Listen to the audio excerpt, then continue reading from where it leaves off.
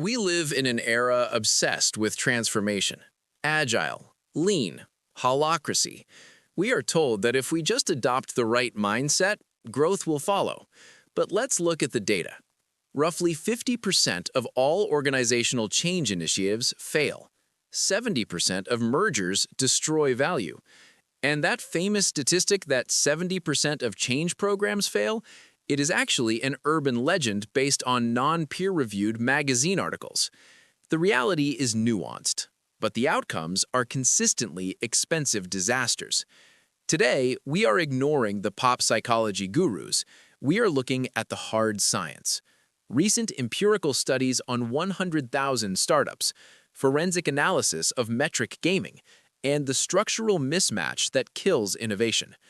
If you think adopting Spotify squads or lean startup methodologies will save you, you are statistically likely to be wrong.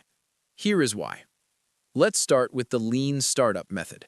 Rapid experimentation, A/B testing, MVPs. It is the religion of Silicon Valley. But a November 2025 preprint analyzing nearly 100,000 US startups found something disturbing. LSM effectiveness is inconsistent. The researchers found that adopting lean methods only works if your organizational structure permits it. Specifically, they found a structural complementarity between LSM and flat hierarchies.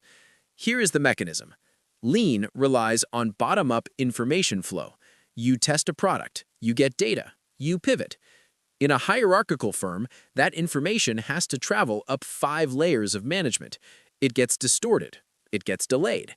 By the time the VP approves the pivot, the market has moved. The data shows that flatness alone does not help. In fact, flat firms often perform worse commercially because they lack discipline. But when you combine flatness with lean discipline, you get a massive spike in funding and workforce stability. The takeaway is simple. If you are a legacy enterprise with 8 layers of management, adopting lean won't make you agile. It will just make you a bureaucracy that runs bad experiments. This leads us to the large-scale agile problem.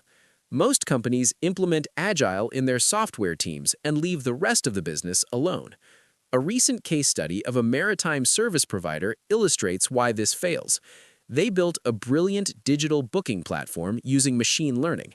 It worked perfectly, but only 30% of customers used it. Why? Because the software was agile, but the sales and operations units were incentivized to keep the old model alive. The sales team was paid based on regional performance. The digital tool optimized for global cost savings. The incentives were at war. True agility requires what researchers call BizDev, a continuous link between business strategy and development. You cannot have an agile product team and a rigid commission-based sales structure.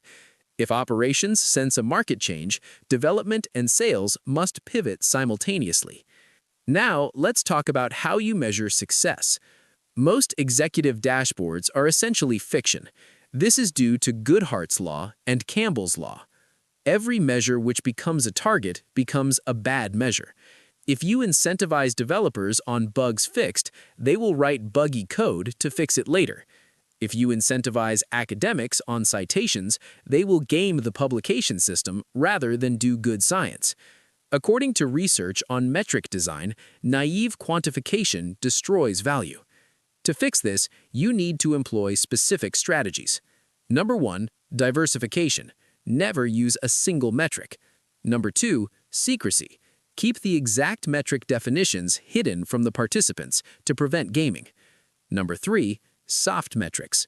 Reintroduce human judgment.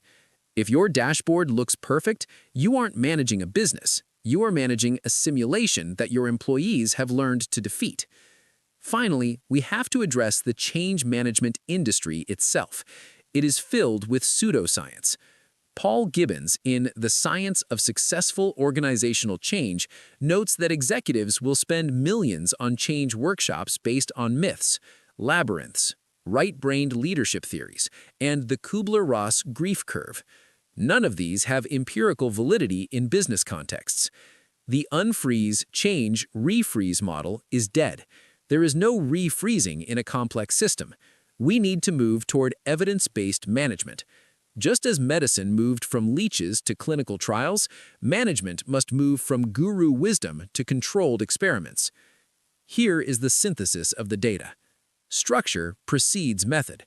Don't adopt lean unless you flatten the hierarchy. Break the silos. Agile is useless if sales and ops aren't included. Distrust your metrics. If a metric becomes a target, it ceases to be a valid measure. Demand evidence. If a consultant sells you a mindset shift without data, fire them.